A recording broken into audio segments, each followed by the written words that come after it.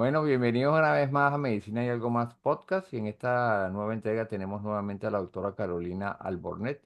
Ya conocido por ustedes, Carolina es médico egresada de la Universidad de Oriente, tiene posgrados en cirugía general y cirugía plástica y reconstructiva, ambos en la Universidad Central de Venezuela. Tiene además una maestría en educación. Es profesora de la Escuela de Medicina José María Vargas de la Universidad Central de Venezuela y es adjunto coordinadora de cirugía oncoplástica de la Unidad de Patología Mamaria del Hospital Universitario de Caracas y es miembro de ambas sociedades de cirugía, cirugía plástica y mastología. Bienvenida Carolina nuevamente a Medicina y Algo Más Podcast. Nuevamente, gracias, doctor, por la invitación. Y vamos en esta cuarta entrega de los procedimientos estéticos, y penúltima, porque pues vamos a tener otra.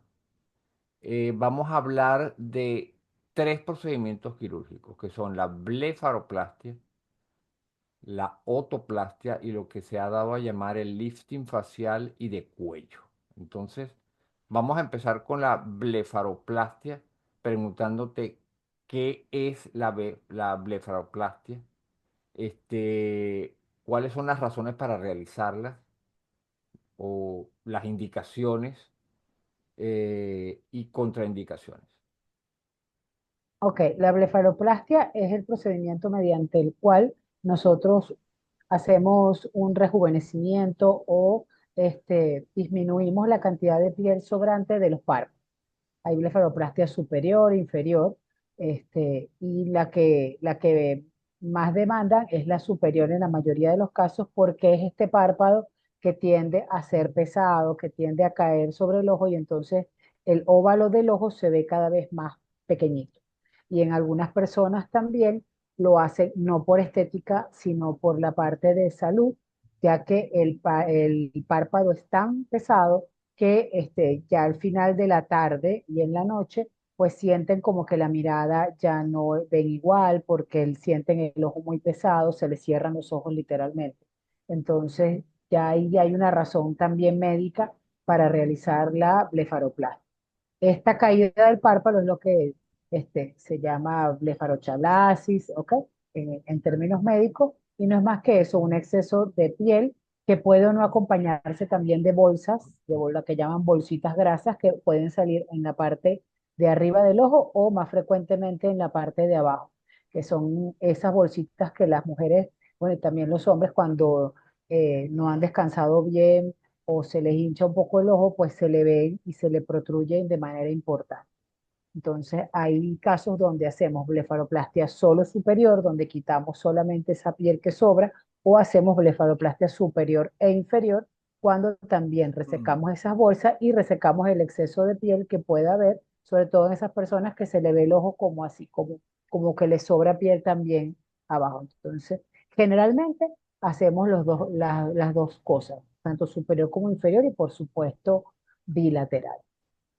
Entonces, en conclusión, podríamos decir que está la indicación estética, que es la persona que se lo hace para rejuvenecerse, o sea, con fines de verse mejor o rejuvenecida.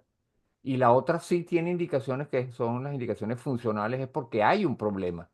Ese Exacto. ojo, ese párpado redundante, caído, puede producir entonces molestias en el campo visual, dificultad. Incluso he leído que hay dificultad para usar los lentes de contacto o los lentes normales y incluso para aplicar maquillaje en las mujeres. Entonces, es importante que se sepa que no solamente es para rejuvenecerse, sino que tiene una indicación funcional por un problema que hay que resolver, que ustedes los cirujanos plásticos tienen que resolver. Es así, ¿no? Exacto. De hecho, hay muchos oftalmólogos que se dedican a la oculoplastia y precisamente ellos también pueden hacer este procedimiento de exéresis de esa piel que sobra esa mejora en la apertura del ojo, porque muchos oftalmólogos dicen que puede ocasionar ojo seco o lagrimeo constante, porque ese párpado redundante que cae hacia adelante, pues puede incluso a causar molestia de las pestañas en el ojo. Entonces, también tiene sus indicaciones desde el punto de vista funcional. ¿Para cuándo estaría contraindicada la intervención? Yo sé que hay contraindicaciones relativas y algunas absolutas, pues, pero ¿cuándo estaría contraindicada la intervención?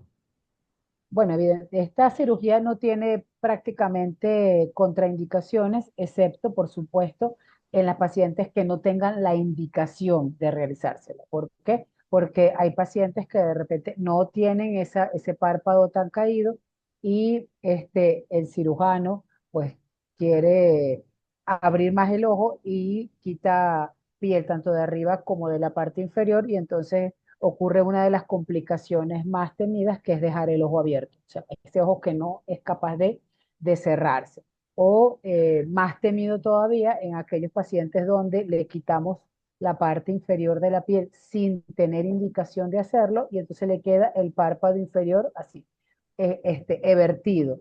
Entonces, que se llama, es conocido como el scleral show, o sea, queda como la esclera del ojo expuesta y eso también trae complicaciones como úlceras corneales, ojo seco, lagrimeo, conjuntivitis, etc.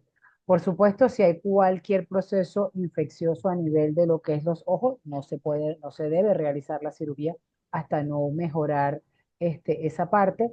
Y los pacientes fumadores, pacientes diabéticos, pues como siempre, tiene uno que tener más precaución con la parte de la cicatrización y el uso de antibióticos para prevenir las infecciones en estos pacientes. Aunque el párpado tiene la particularidad de que es como una piel tan delgadita que ella cicatriza muy bien y cierra bastante rápido. De hecho, cuando nosotros hacemos la cirugía, ya a los 5, máximo 6 días ya retiramos los puntos. Así de rápido, pues cierra la piel del párpado. Y los pacientes tuyos, que me imagino que habrás tenido, que están tomando medicamentos anticoagulantes o, por ejemplo, aspirina, porque son antiagregantes, ¿hay contraindicación absoluta o hay que hay que tomar alguna estrategia particular? Bueno, como todas las cirugías, los pacientes que están tomando algún medicamento anticoagulante o antiagregante deben suspenderlo por lo menos unos 4 o 5 días antes de la cirugía y hasta unos días después, 4 o 5 días también después, es que pueden volver a tomarlo. Y mientras tanto, utilizamos los antiagregantes inyectados como el Clexane, etcétera, para no aumentarle su riesgo cardiovascular al paciente porque no esté tomando los medicamentos, pero también para evitar algún sangramiento que no podamos controlar en quirófano, sobre todo si es una cirugía electiva. No hay por qué arriesgar la parte de la salud del paciente. Perfecto. Ahora, yo sé que ya lo hablaste, pero ¿cuáles son los tipos de intervención que hay mm, o los tipos de blefaroplastia que hay? Blefaroplastia superior, blefaroplastia inferior, ¿ok? Esas se hacen con heridas que son a través de la piel, con o sin exéresis de las bolsas, ¿ok? Puedes o no quitarla. También hay un tipo de blefaroplastia que se hace a través, cuando es en el párpado inferior, que no vamos a quitar piel, pero sí necesitamos quitar bolsitas. Se puede hacer un abordaje que es a través de la parte interna del párpado, ¿ok? Y con ese abordaje nosotros podemos quitar las bolsitas sin abrir la piel del párpado inferior. ¿Ok? En el párpado superior sí siempre lo hacemos por el pliegue, precisamente para que se note menos la cicatriz. Ahorita uno en las redes pues puede ver cualquier cantidad de cosas y también hemos visto, sobre todo a nivel de países orientales, donde hacen incisiones en la parte baja de la ceja para subir aquí el ojo. Es como, eso no sé si se llamará una blefaroplastia realmente, pero sí lo usan para levantar el ojo. Yo no estoy muy de acuerdo con esas técnicas porque evidentemente pues la cicatriz es más visible a nivel de la parte inferior de la ceja. Mientras que si uno lo hace en donde está el pliegue del párpado superior, la cicatriz es prácticamente imperceptible en el postoperatorio. Ah, y está la que tú dijiste combinada, que pueden ser las dos al mismo tiempo, el párpado superior e inferior, ¿verdad? Claro, normalmente uno hace superior e inferior.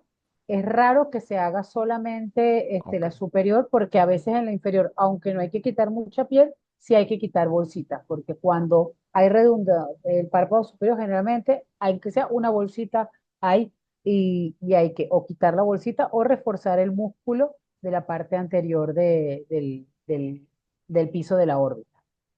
Ok. ¿Y qué no puedes hablar de las complicaciones que puede haber? Bueno, las principales complicaciones, evidentemente, los hematomas.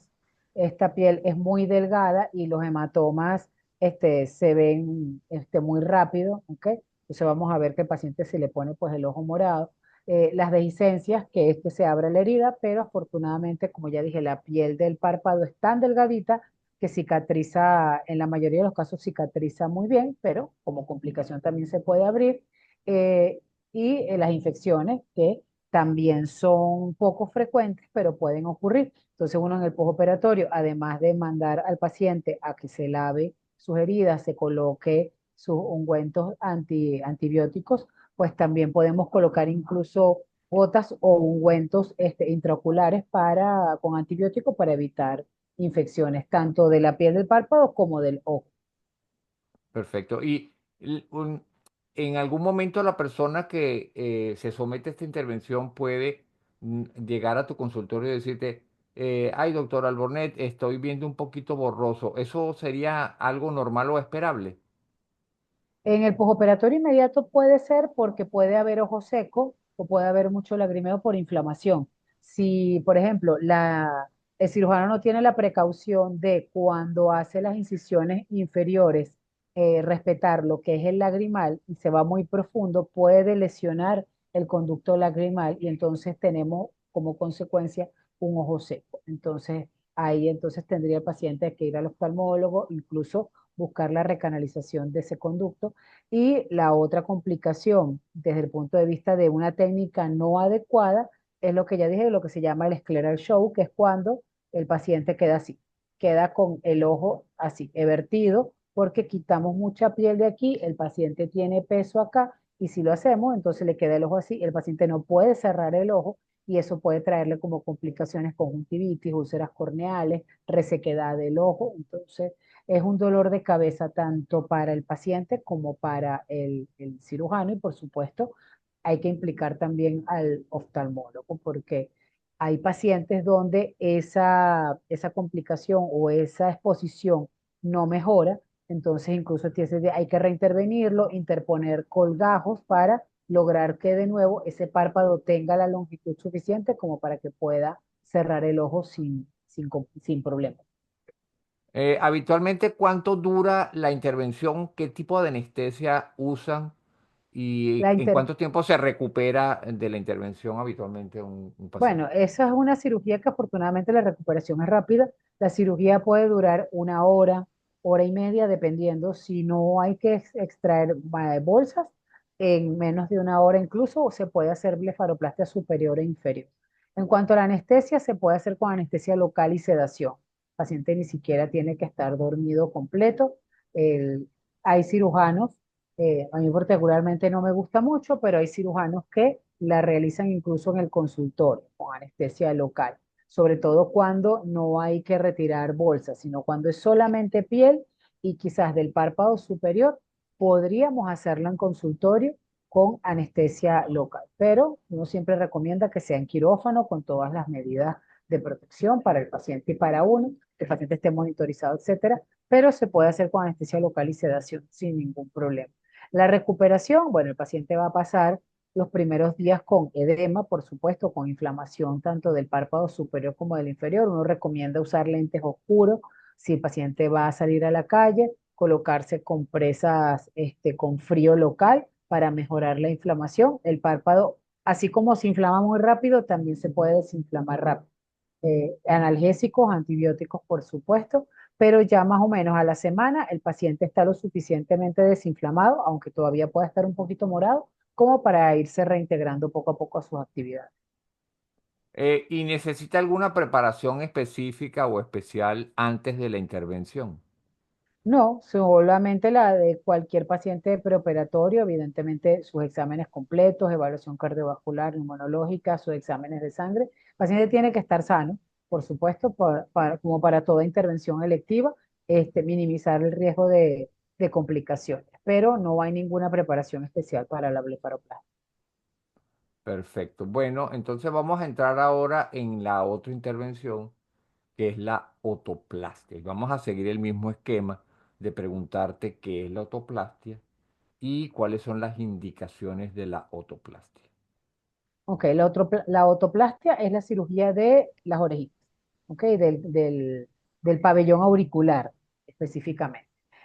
¿Cuándo está indicada una otoplastia? Principalmente la hacemos en pacientes pediátricos y en algunos adultos también, pero es una cirugía que se hace más frecuentemente en pacientes pediátricos alrededor de los 8 o 10 años de edad, en aquellos casos donde el paciente tiene lo que uno llama, una de las indicaciones es la llamada oreja en asa, que es la orejita que está de esta manera. Estas orejitas que tienen esta forma, que están como salidas, que parecen como el asa de una taza. Por eso se llaman orejitas en asa o orejitas en copa, donde el cartílago no tiene su forma habitual, sino que el cartílago está como cóncavo. En esos casos, evidentemente, el paciente puede que no tenga ningún problema funcional, que escuche perfectamente bien por su parte de su oído, pero la parte estética, pues sí, porque evidentemente a veces son niños que les hacen bullying, que se burlan de la forma de sus orejitas. Entonces ahí es cuando, pues evidentemente los padres acuden para uno mejorar la forma de la oreja. Entonces quitarle esa forma que es como así y darle una forma más anatómica y que esté pues más pegada de la cabeza para que no, para evitar que se expongan y que pues evidentemente se burlen de los muchachos, ¿no? También en niños pequeñitos, también está indicada la otoplastia en aquellos niños que nacen sin pabellón auricular. Eso es una indicación también específica de reconstrucción de pabellón auricular y son aquellos niños que nacen con alguna deformidad craniofacial una de esas características puede que no tenga ni conducto auricular ni pabellón auricular. Entonces, en esos niños se hace una reconstrucción de pabellón auricular también después de los 5 años aproximadamente, que ya hay crecimiento del pabellón auricular contralateral y entonces se pueden ir haciendo esos procedimientos, aunque también en la actualidad se cuentan con prótesis externas de pabellones auriculares para aquellos pacientes que por un traumatismo o por enfermedad congénita no tienen pabellón auricular. Entonces, pero la indicación como más frecuente y más común de la autoplastia son las orejitas en asa o las orejitas en copa, que es la que ya les dije. Y como tú dijiste, si hay una lesión, un trauma en la oreja o si hay una Claro, infección que produce alguna deformidad o, claro por también. ejemplo, tras cirugías oncológicas, por ejemplo, también Sí, está y en indicado, aquellos ¿no? traumatismos, en los traumatismos pueden producir deformidad del cartílago de la oreja, porque como sabemos el cartílago es un tejido que es muy frágil a las infecciones, a los hematomas. Entonces el cartílago no tiene una irrigación como tal propia, entonces él se necrosa con facilidad. Por ejemplo, si tenemos un traumatismo a repetición, los boxeadores o esas personas que hacen combate y que reciben a veces traumatismos a repetición en la oreja, pueden desarrollar lo que se llaman orejas en coliflor, que son esas orejas que tienen que tienen una forma como si estuvieran hinchadas, como si tuvieran un hematoma todo el tiempo. Eso provoca deformidad también del pabellón auricular. Entonces, en esos casos también habría que hacer reconstrucciones de ese pabellón para tratar de regresarlo a su forma pues más natural. Entonces podríamos decir que están las indicaciones estéticas que tú dijiste, la de las orejas prominentes, etcétera, y la reconstructiva que cuando haya es una afección de la oreja por ya sea un trauma, una infección, quemadura, inclusive también puede ser. Exacto. Sí, sí, claro. Puede haber pérdida de la oreja cuando hay quemaduras importantes que involucran la cabeza y el cuello. Ahora, ¿hay contraindicaciones para hacer esta intervención? Y si las hay, ¿cuáles serían? Bueno, para lo que son las orejitas en asa o las orejas en copa, prácticamente si es un niño que está saludable y no debería por qué tener ninguna contraindicación para realizarla, si amerita una reconstrucción mayor, pues evidentemente ahí hay que incluso usar cartílagos costal que se utiliza para remodelar la oreja. O sea, tiene otras indicaciones un poco más específicas, pero para la cirugía más común, que es la para orejas en asa y orejas en copa, prácticamente no hay contraindicación, porque cuando, como digo, esa la realizamos en pacientes jóvenes o en la adolescencia, donde ya la oreja pues tiene un diámetro, una longitud mayor y podemos trabajar y los resultados pues son más favorables.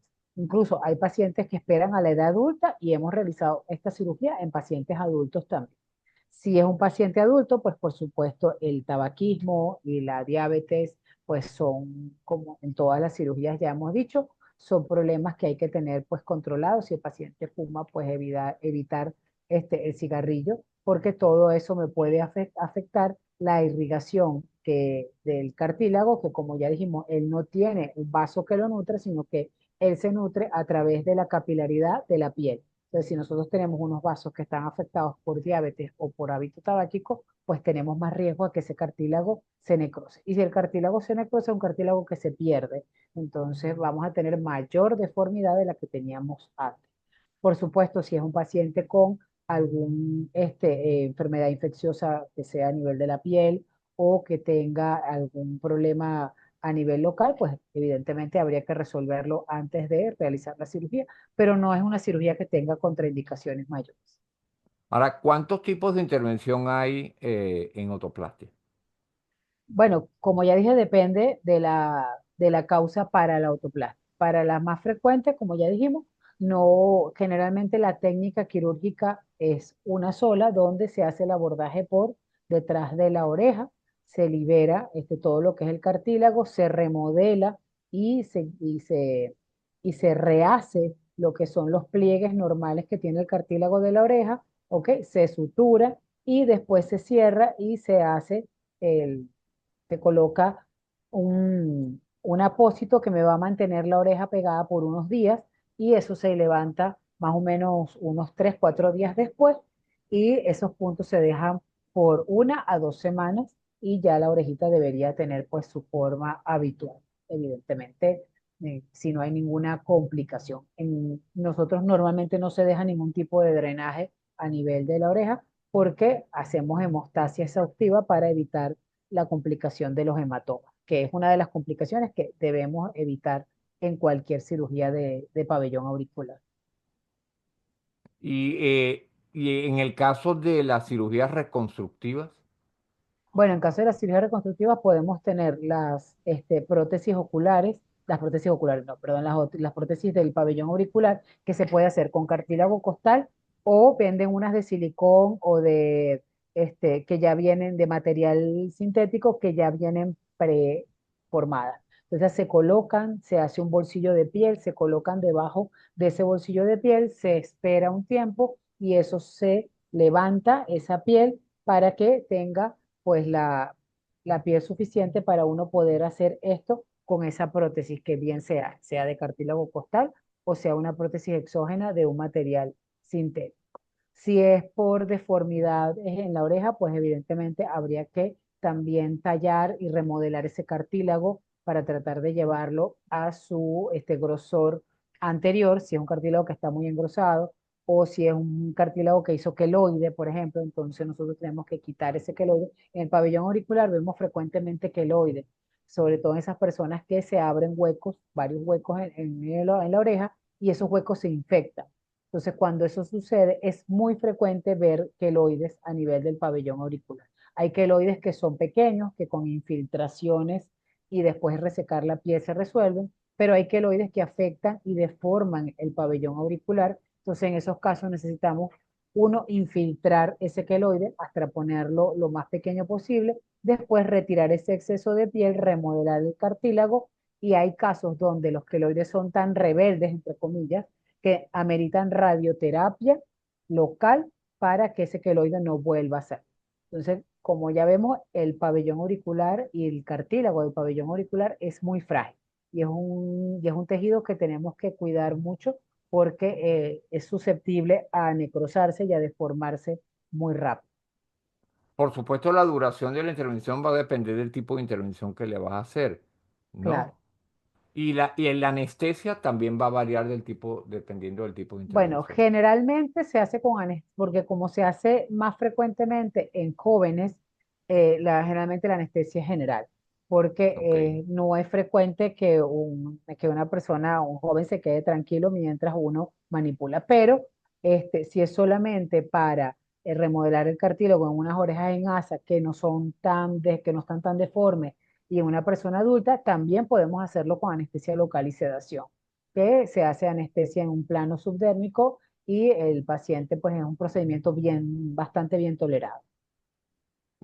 Y una cosa que me había faltado preguntarte es, ¿existe la autoplastia no quirúrgica?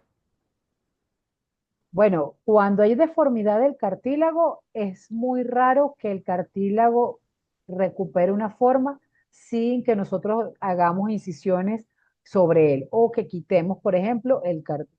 Hay personas que dicen que cuando les está comenzando a poner la orejita así, pues entonces los niñitos se las pegan, le ponen bandanas, le ponen cosas, pero realmente si el cartílago Ok. se va a deformar, hagas lo que hagas, el cartílago se va a deformar. Entonces, la autoplastia está indicada y no hay otro procedimiento que no sea quirúrgico que pueda hacer que el cartílago recupere su forma este, eh, adecuada, pues.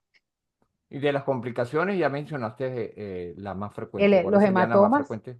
los hematomas, las infecciones, por supuesto, de la herida quirúrgica, pero, y los seromas, pero quizás uno de los que más tenemos que cuidarnos son de los hematomas porque el cartílago puede necrosarse muy rápido cuando tenemos hematomas a tensión a nivel de la oreja. Entonces, tenemos que hacer una hemostasia muy cuidadosa, tratar de no dejar nada sangrando y vigilar al paciente a las 48, 72 horas después de la cirugía, incluso las primeras 24 horas para tener en cuenta de que si llegásemos a tener un hematoma, pues tratar de evacuarlo lo antes posible. Ok. Y cuidado, ¿cuáles son cómo es la preparación antes de la intervención? ¿Tiene algo en particular? La preparación no hay ninguna. En el posoperatorio sí, uno le indica al paciente, uno por supuesto se le colocan curas que van por detrás de la oreja y por delante, las orejas quedan tapadas, se le coloca un vendaje alrededor de la cabeza que haga que las orejas permanezcan en ese lugar para que la cicatrización sea la más adecuada y se le indica al paciente que use ese tipo de igual bandanas, que sujetan las orejitas por 1 a 2 semanas. ¿Ok? Pero ya a las 48 horas, incluso ya nosotros removemos las curas y solamente la aplicación de ungüentos tópicos cicatrizantes en las heridas para evitar las infecciones, pero no hay ningún cuidado particular, sino Ok. solamente limpiarse, quitarse todo lo que sean las costricas y colocarse su cremita antibiótica por lo menos 1 o 2 veces al día y usar la sujeción para mantener la oreja hacia atrás y más Ok, o menos a los entonces, 15 días se retiran los puntos. entonces voy con estas preguntas. Eh, ¿Cómo debe dormir el paciente? ¿Qué debe evitar el paciente? O sea, ¿qué restricciones tiene y hasta cuándo tiene esas restricciones? Por ejemplo, si hace deporte, si va al gimnasio, si hay deporte de contacto, y la higiene, cómo lavar, cuándo lavarla, de qué manera lavarlo, qué evitar durante la higiene en el postoperatorio. Bueno, en el posoperatorio, evidentemente, tener el cabello limpio, si tienen un cabello, y tenerlo recogido, si tienen un cabello largo que les pueda, llegar hasta las orejas, lavar las orejas de las heridas por lo menos 2 veces al día, ¿ok? Hacerlo de manera, delicada con un jabón antiséptico, que puede ser clorexidrina, que es el que uno recomienda, y aplicar bacitracina, colocar una venda incluso delante y detrás porque hay veces que uno necesita hacer, así como hay puntos atrás, también uno a veces hace unos puntos de anclaje si la deformidad es importante para que este cartílago que se encuentra así haga esto. Entonces a veces se colocan unos puntos adelante, incluso a nivel de lo que es la concha del pabellón auricular, también se coloca ahí una gasa o algodón húmedo para que esa piel que hemos despegado pues se vuelva a pegar. Entonces, el paciente no se va a estar manipulando esa cura, pero si uno le indica que se lave, que se coloque esas cremitas, el paciente debería dormir boca arriba para tratar de no hacer presión y si tiene que dormir de lado, pues se manda a colocar algo que sea bastante acolchado, que puede ser una dona o una de esas que se usan para el cuello, de manera de que la oreja no quede presionada, pues tenemos una oreja que está inflamada y que de paso puede tener algún hematoma o algo y la aplastamos con la almohada, pues el riesgo de que esa piel se dañe y ese cartílago es mayor. Uno lo que recomienda es dormir boca arriba. Si hay estas almohadas que te mantienen el cuello firme y boca arriba, pues mejor todavía. Y en cuanto a la higiene, se puede hacer las curas de eso 2 veces al día. Todo lo que son deportes, evitarlos por lo menos el primer mes o por lo menos hasta que hayamos retirado todos los puntos y haya disminuido considerablemente la inflamación. Deportes de contacto, evitarlos por lo menos también entre 1 y 2 meses. De resto, el paciente puede llevar su vida normal, más o menos después de una semana, cuando ya hemos retirado la mayoría de las curas y ya el paciente pues puede incorporarse a sus actividades, evitando llevar sol, por supuesto, si va a estar en la calle, pues usar sombreros o algo que trate de que no pegue el sol en las orejitas, porque sabemos que el calor pues inflama más todo lo que son las heridas recientes. Y esto Ok, más que es una piel delgada. y si el paciente practica natación, ¿puede nadar? No debería hasta que todo esté completamente cicatrizado. Nosotros siempre decimos ni playa ni piscina por lo menos el primer mes.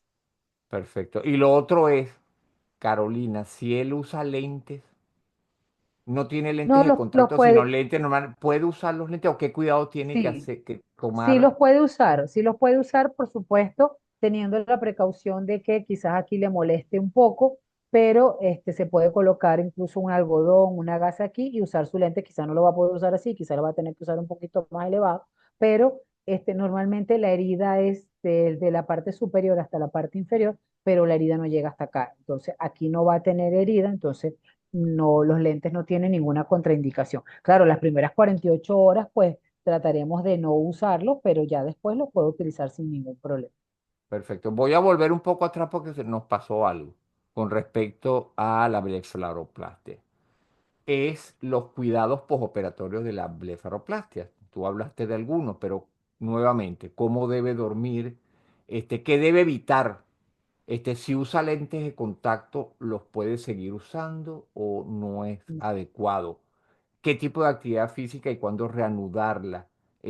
Aquello de inclinar la cabeza, levantar peso, es cierto que no se debe hacer, no es recomendable. El uso de maquillaje, por ejemplo, cuando, sobre todo las mujeres, cuando empezar a usarlo. ¿Qué recomendaciones puedes dar con eso? Bueno, para la blefaroplastia, la recuperación es bastante rápida.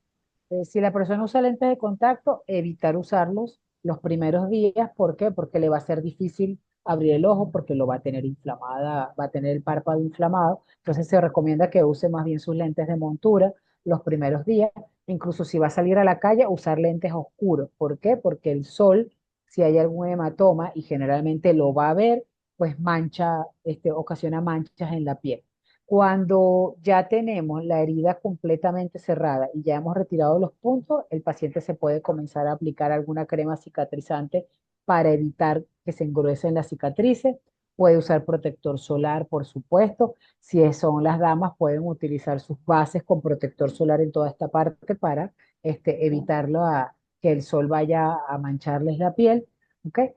Maquillaje, más o menos 2 semanas después, cuando ya ha disminuido el edema, cuando las cicatrices están completamente cerradas. Antes no, ni usar bases ni cremas. ¿Por qué? Porque si nosotros tenemos una herida que está todavía abierta y nos ponemos a estar echando cremas o bases, lo que podemos es contaminar la herida y ocasionar una infección y cosas que uno no, evidentemente, no desea. En cuanto a actividades tipo ejercicio, más o menos ya al mes, el párpado de verdad que desinflama bastante rápido, pero todavía en las mañanas el paciente puede tener edema si duerme de lado, o sea, si duermo de lado, quizás en la mañana voy a amanecer con este ojo inflamado y este no. Entonces, los primeros días lo ideal es dormir boca arriba, pero hay pacientes que es imposible decirles que duerman boca arriba, entonces tienen que saber que del lado donde duerman le va a amanecer el ojo más inflamado y eso es normal. Y con un poco de frío, eso va a mejorar. Entonces, en el postoperatorio uno le manda a colocar compresas frías, no compresas con manzanilla ni nada de eso, sino sencillamente compresitas con agua fría y que se las coloquen de a 5 o 10 minutos, 2, 3 veces al día, y eso va a ayudar bastante a desinflamar, junto evidentemente con el ungüento o el colirio que se utilice para que no haya tanta también inflamación ni disminuir las posibilidades de que haya alguna infección a nivel de lo que es el globo ocular. Bajar la cabeza y ese tipo de cosas realmente no están contraindicadas, sino los primeros días también, pero solamente porque aumente la presión. Pero si el paciente se tiene que agachar a recoger algo o va a estar de repente con el teléfono así, no, no va a pasar nada por eso, no pasa nada mal. Puede hacerlo sin ningún problema, puede ver televisión, puede sentarse a leer un libro, eso no tiene ninguna contraindicación. ¿Ok? Siempre las primeras 48, 72 horas le va a molestar porque va a tener el párpado inflamado, entonces va a tener los ojos chinitos, pues no va a tener muy cerrados, pero a medida de que pasen los días puede hacer sus actividades ya más normales, puede cocinarse, puede meter algo en el microondas, puede tomar café, puede hacer su vida prácticamente normal. Ok, antes de ir a la última intervención, Carolina, se me ocurrió ahorita que hablaste una pregunta que el uso del teléfono celular en la persona que tuvo una autoplastia, porque sabemos que las superficies de los celulares están contaminadas, pues Claro. definitivamente. Entonces, ¿qué cuidados debe tener la persona si está recién... Bueno, si está recién operada, tampoco puede estar usando ni nada de ah, estos cositos, no se puede estar metiendo nada en audífonos? el oído, no se pueden usar audífonos ni de estos ni los inalámbricos, porque ahora incluso los inalámbricos son hasta más grandecitos y ocupan Sí. prácticamente toda la concha. No se lo debe colocar, uno, porque eso va a estar edematizado, y dos, porque si tiene puntos en la parte de adelante y esto sabemos que no está estéril, puede ocasionarse o se puede presionar mucho el cartílago o puede ocasionar una infección. Entonces, evidentemente, si va a tener, va a hablar por teléfono, que sea con speaker, o sea, que sea en altavoz. No puede, puede hacerlo por altavoz, no tiene ni que estarse pegando el teléfono, ni estar usando manos libres. No es lo recomendable, ¿ok? Por lo menos los primeros días. Ya después, normal. Pero, o tampoco usar los audífonos estos que son, ¿cómo Como se una llama? orejera. Las orejeras, sí, lo que llaman en España los cascos, estos que son puestos, ¿por qué? Porque a veces presionan las orejas y entonces si estamos recién operados, pues tampoco podemos ponernos eso. Todo lo que vayamos a hacer tiene que ser manos libres, hablando por el teléfono, sin usarlo directamente en el oído. Perfecto. Ahora vamos la última intervención, que es el lifting facial y de cuello. Vamos a seguir el mismo esquema. ¿Qué es el lifting facial y de cuello y cuáles son las indicaciones? Ok, el lifting es una de las cirugías que se realiza con más frecuencia en pacientes pues mayores de 45, 50 años, más o menos a partir de los 50 años, que es cuando ya se comienzan como a observar los signos de más de envejecimiento a nivel facial y a nivel cervical, es cuando es el tiempo ideal para realizar el lifting facial. El lifting que es, no es más que eh, el levantamiento o el rejuvenecimiento de esta piel de la cara, que evidentemente por acción de la edad, pérdida de colágeno, la gravedad que no perdona, pues los tejidos van perdiendo su elasticidad, van perdiendo tejido subcutáneo, van perdiendo colágeno y entonces los tejidos van cediendo y la cara va perdiendo pues sus proporciones horizontales y se va volviendo más vertical. Entonces, el lifting facial, que también se combina frecuentemente con blefaroplastia, generalmente el cirujano hace las dos cirugías, quizás en el mismo procedimiento se hacen las dos cirugías, tanto el lifting como la blefaro de una vez, porque generalmente son pacientes que no se han hecho pues ninguno de los procedimientos anteriores. Entonces, ¿en qué consiste el lifting o cuáles son sus indicaciones? Evidentemente, pues la pérdida de la tonicidad de la piel de la cara, que ocasiona que se marquen las líneas de expresión, como lo es la línea nasogeniana, se marcan pues todo lo que se pierde el ángulo de la mandíbula, que es uno de los signos eh, de, de juventud prácticamente, se comienzan a marcar las líneas de marioneta, todo esto. Entonces, todo esto hace que esa pérdida de la tonicidad de los tejidos de la cara haya que hacer un procedimiento para hacer esto, para reponer esto que se nos cayó, llevarlo a donde tiene que estar de nuevo. ¿Ok? La indicación es que haya flacidez de la piel y que haya flacidez de los tejidos. Evidentemente, si yo tengo una cara así, yo no me puedo hacer esto y ponerme así todo estirado, ¿verdad? O sea, eso no se debe hacer. Sin embargo, sabemos que hay personas que lo hacen, pero no se debe hacer. Pero el lifting está indicado es en eso. ¿En qué consiste la técnica para realizar el lifting? Se hace mediante una incisión que va incluso desde la raíz del cabello, a veces se hace unos centímetros por dentro para evitar que se vea a este nivel.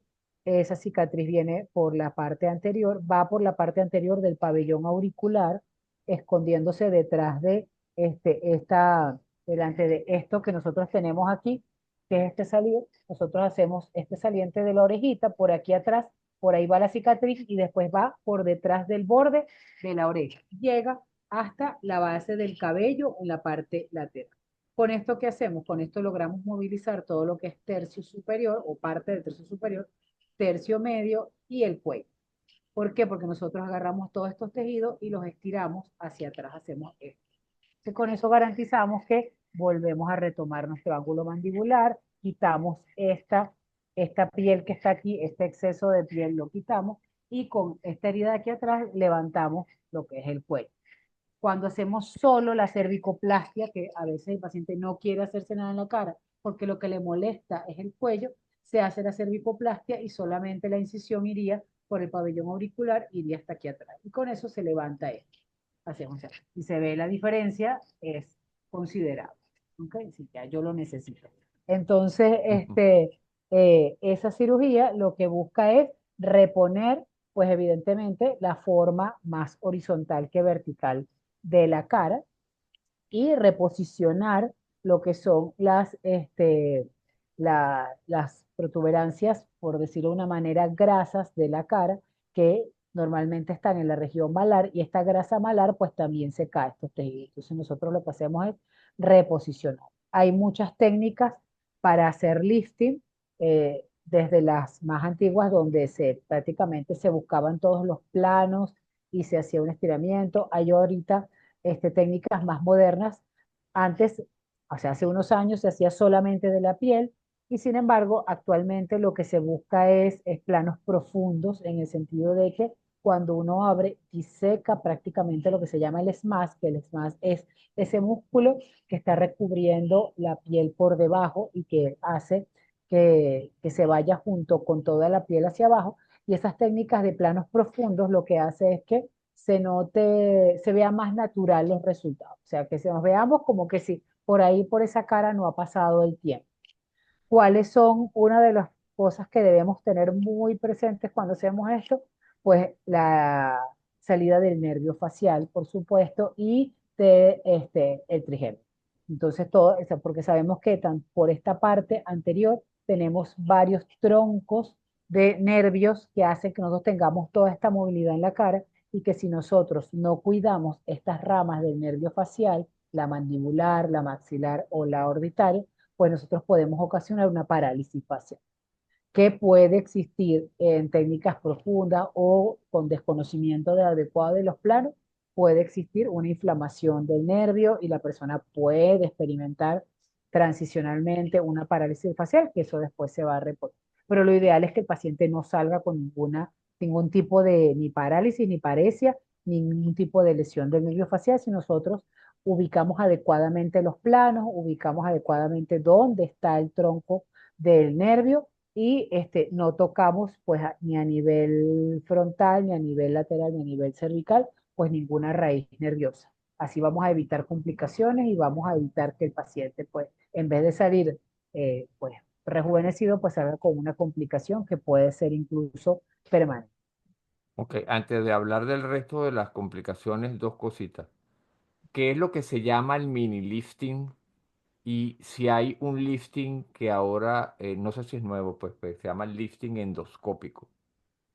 Claro, lo que pasa es que hay técnicas, sobre todo cuando lo hacen a nivel frontal, que lo hacen por vía endoscópica, que hacen como unas incisiones aquí, se meten con una cámara, ubican los planos, despegan, cortan incluso el músculo frontal como para evitar las arrugas aquí y entonces suben y ascienden la frente. Eso solamente cuando necesitamos, pues Ok, evidentemente, personas que tienen muy fuerte el músculo, muy marcado, que incluso con la toxina botulínica ya a los 3 meses, pues tienen muy marcado eso. Hay personas que solamente hacen lifting para esto, no tocan lo que es la región cervical, ¿ok? Sino solamente hacen la incisión aquí y solamente hacen esto, o solamente hacen cervicoplastia, ¿ok? A veces uno adecua la técnica al paciente. Si el paciente tiene mucha flacidez, pues entonces evidentemente hay que hacer la incisión completa. Hay pacientes que no necesitan incisión aquí porque no tienen aquí flacidez, sino entonces solamente nos vamos desde aquí hasta aquí y solamente es esto. Y no tocamos esta parte. ¿Ok? Entonces hay que adecuar la técnica al paciente de acuerdo a la flacidez y a las exigencias, porque hay pacientes que dicen, no, yo no quiero que me deje así, yo quiero que me deje como más natural. Ah, bueno, entonces uno no hace esto. Puedes hacerlo por vía endoscópica también, pero igual, por vía endoscópica uno puede liberar el plano, pero no, por vía endoscópica no puedes resecar la piel. O sea, a juro hay que Claro. resecar la piel, a juro hay que hacer esta incisión y hay que cuidar esa incisión para que sea pues lo menos notoria posible. Ok, y las complicaciones, como siempre, las más frecuentes son. La más frecuente son los hematomas, ¿ok? Y para eso, en este tipo de cirugía, sí hay que dejar drenajes. Se deja un drenaje en cada lado de la cara, ¿ok? Porque incluso cuando hacemos cervicoplastia y se hace la disección, a veces la disección llega hasta la línea media. O sea, nosotros disecamos el cuello completo para poder hacer esto, ¿ok? Para poder llevar aquí y aquí. Y incluso a veces se combinan técnicas donde si la persona tiene aquí mucha piel o sobre todo eso se vemos en caballeros que tienen este músculo muy abierto, hay técnicas donde abren aquí para poder cerrar y reforzar el piso de la boca y hacer que solamente esto no basta, sino que hay que hacer esto. ¿Ok? Hay que abrir aquí y cerrar este músculo y con eso quitamos esto. Entonces, la cervicoplastia también tiene sus indicaciones tanto en damas como en caballeros. Por supuesto, en el caballero, cuando si tú haces una incisión aquí, pues la barba disimula esa cicatriz y se va a ver bien.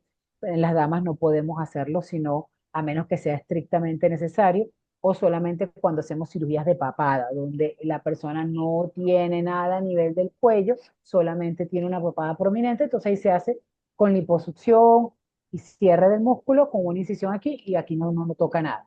Entonces, ahí, o sea, la cuestión es que este tipo de cirugía tiene a veces bastantes procedimientos que hay que adecuarlos a cada paciente. Pero lo que estamos hablando de las complicaciones, pues una de las complicaciones más importantes y donde tenemos que tener más cuidado son los hematomas, que el paciente se le deja drenaje, si el paciente tiene su drenaje, evitamos eso, pero si un paciente nos llega a hacer un hematoma a nivel del cuello o a nivel de la cara, es un paciente que hay que reintervenir de manera inmediata para resecar ese hematoma porque puede necrosarse la piel de la cara porque estamos levantando colgajos completos y se podrá imaginar que una necrosis a nivel de la piel de la cara es una complicación bien severa, bien grave porque es o sea, no es lo mismo que una necrosis a un nivel donde pueda quedar oculto. Entonces, esa es una de las complicaciones a las cuales tenemos que tenerle más miedo y más respeto, en el sentido de que hay que prevenirlo y cuando se presenta hay que actuar de manera inmediata. Si está, se abre la herida, se evacúa el hematoma, se ve que está sangrando, se vuelve a cerrar y se vuelve a colocar un drenaje. ¿Ok? Eso no podemos dejar, no, eso se reabsorbe, no, eso pasa, no. En el cuello y en la cara no podemos hacer eso. Otra de las complicaciones, como ya lo dije, la lesión de alguno de los nervios a nivel del cuello, lesión de algún vaso como la yugular, carótida, por supuesto, con conocimiento de los planos, de la técnica adecuada, pues todas estas complicaciones no tienen por qué ocurrir, ni igual que las complicaciones a nivel de la lesión de algún nervio, con el conocimiento de la anatomía y de la adecuada técnica, estas complicaciones no tienen por qué suceder o se minimizan a lo posible. Por Bueno, supuesto, el las tiempo, infecciones. perfecto. Y el tiempo va a variar, por supuesto, dependiendo del tipo de lifting que vayas a hacer. Y la anestesia va a variar también dependiendo del tipo de intervención. Generalmente se usa anestesia general.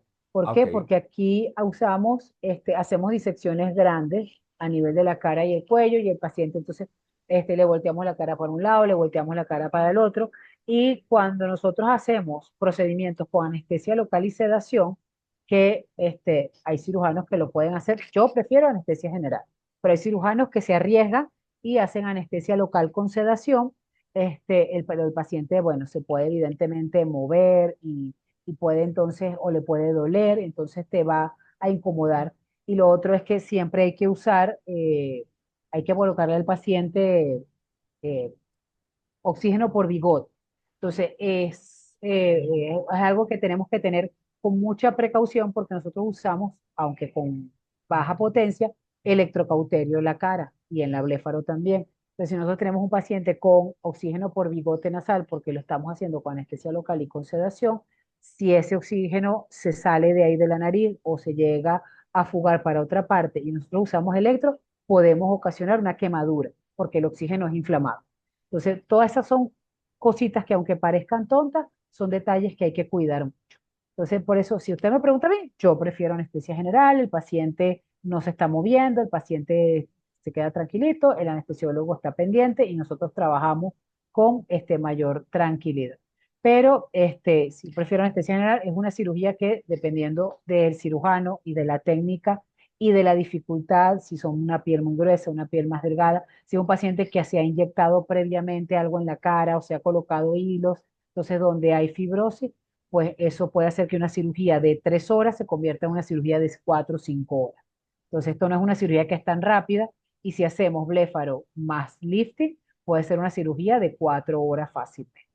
¿Ok? Incluso en las manos más expertas puede durarse entre 3 y 4 horas para ir con cuidado. Eso no es una cirugía que hay que hacerlo apurado. La recuperación del paciente va a ir de acuerdo a qué tanto se inflame, pero la cara demora en desinflamarse. Más o menos de 2 a 3 semanas, el paciente tiene que salir, incluso del quirófano sale con vendaje en todo lo que es toda esta zona, con un vendaje que no es compresivo, pero sí es un vendaje firme con compresas y un vendaje que es prácticamente con un casco de vendas sale el paciente, ¿ok? Y este vendaje se levanta más o menos 24, 48 horas. Evidenciamos que no haya, puede incluso el paciente tener morados, toda esta parte, pero lo que tenemos que tener presente es que no veamos hematomas. Ya a las 48 horas nosotros retiramos eso. Si la paciente tiene el cabello largo, se le llenó de sangre durante la cirugía, que también sucede, debemos, antes de colocarle todo esto, procurar limpiar y retirar toda esa sangre para que no vaya a tener incomodidades, sobre todo por el olor en el postoperatorio. Y ya a las 48 horas el paciente puede lavarse su cabello y retirarse todas las costras, lavarse con champú, lavarse todo lo que son las heridas con un jabón antiséptico y dejarlas al aire libre. O sea, no hace falta inclusive que se esté colocando otra vez esto.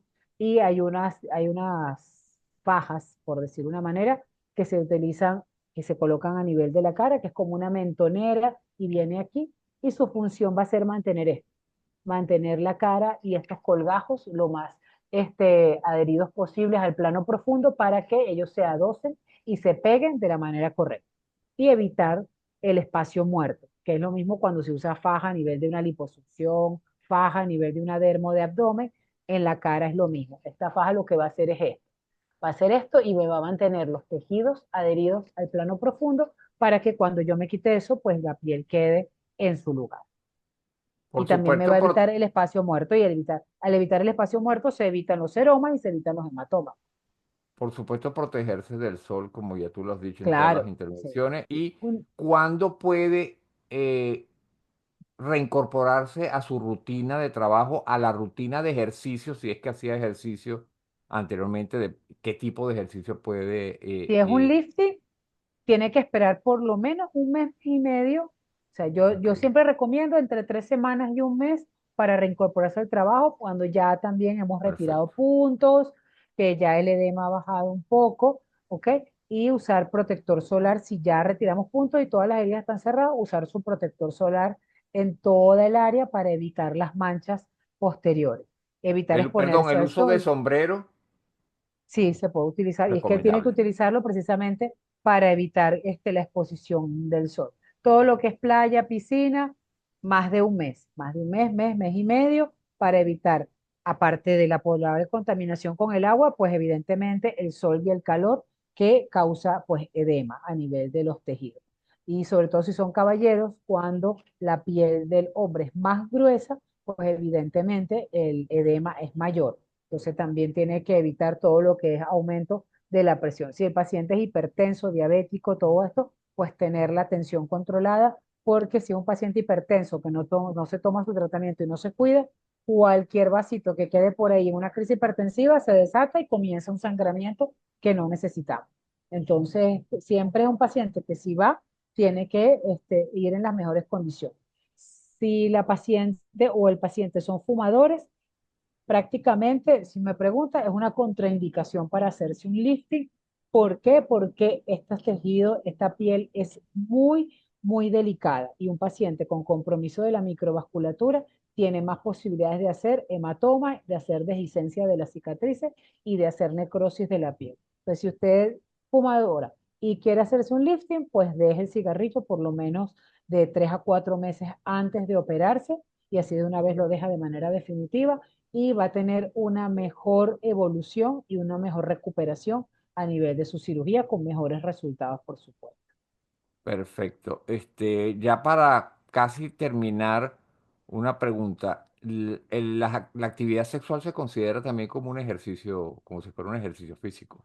Claro, pero va a depender de la evolución. Si el paciente no tiene ninguna complicación, no hizo seromas, hematomas, sus heridas están bien y ya incluso se le han retirado los puntos, hablamos de 2, 3 semanas, puede tener su actividad sexual sin ningún problema. Porque recordemos que aunque no sea una actividad sexual enérgica, pues evidentemente hay aumento de la presión, puede haber aumento de la vascularidad y si tenemos algún vasito que está por ahí que está tranquilito y con ese aumento de la presión, nosotros lo que podemos hacer es desencadenar un hemato o una dehiscencia de la herida y tampoco queremos, ¿ok?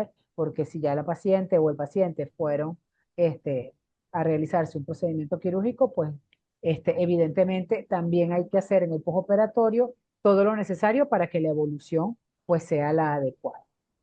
Mira, y ya para terminar, Carolina, en general, ¿cuáles son los signos de alarma por los cuales tú a tus pacientes le dices, me llama inmediatamente? ¿Cuáles son esos signos de alarma, brevemente? Ok, en cualquier cirugía, signos de alarma es que sea un dolor inusual. O sea, normalmente hay cirugías que duelen, hay cirugías que duelen menos. Por ejemplo, la blefaro, el lifting no duele. ¿Ok? Son cirugías que pueden molestar, puede haber ardor por las heridas, pero son cirugías que en general no duelen. Aumentos de volumen que no se corresponden a una inflamación. Por ejemplo, yo digo al paciente, si usted ve que se le pone un cachete más grande que el otro, inmediatamente me avisa. Si usted ve que se le pone esto muy morado o que comienza, inmediatamente avise. Si el paciente, por ejemplo, ya está en su casa y dice, no, pero es que aquí algo me huele como feo, evidentemente tiene que llamar porque eso puede ser un signo temprano de infección. Cualquier otra eventualidad que no sea del sitio operatorio, sino, por ejemplo, fiebre, tos, cualquier otra cosa que el paciente diga, no, que yo me sentía bien y ahora estoy teniendo eso, cualquier cosa que a usted le parezca que no debe ser, me llama. O sea, yo prefiero que me llamen de más y que no pase nada a que no me llamen y pase una complicación y los pacientes pues no, y no atacarla a tiempo. Si hay que cambiar el antibiótico o si hay que drenar un hematoma, ok, entonces yo prefiero que el paciente me moleste, aunque no molesta, a que diga, no, yo es una tontería, yo no voy a molestar a la doctora por eso. No, molésteme. Molésteme porque si dejamos pasar 48, 72 horas con algo que a usted le pareció que era normal y resulta que no era normal, entonces vamos a tener una complicación y quizás ya pasó el tiempo de atacar esa complicación. Entonces es preferible, y sobre todo en este tipo de cirugías faciales, que el paciente diga, mi doctora, me estoy sintiendo que me tiemble el ojo. Ok, que te tiemble el ojo, eso puede ser normal. Ah, no, pero es que me veo un ojo grande y el otro chiquito. O me estoy viendo un cachete gordo y el otro no. Ok, véngase porque eso no es normal. O este dren está funcionando y este no. Vamos a ver por qué este dren no está funcionando. De repente el dren está colapsado o está angulado. Vamos a ver qué está pasando. Entonces, cualquier cosa que el paciente le parezca también que es anormal, yo prefiero que el paciente me llame. Perfecto. Bueno, yo creo que con esto cubrimos esta cuarta entrega de los procedimientos estéticos. No me queda más que agradecerte, Carolina, nuevamente tu presencia en Medicina Medicina y algo más podcast. Y nos quedaría la última entrega donde vamos a hablar de procedimientos estéticos no quirúrgicos. Así que no se lo pierdan. Ok. Y nuevamente gracias, Carolina. Gracias a usted por la invitación nuevamente. Nos vemos pronto.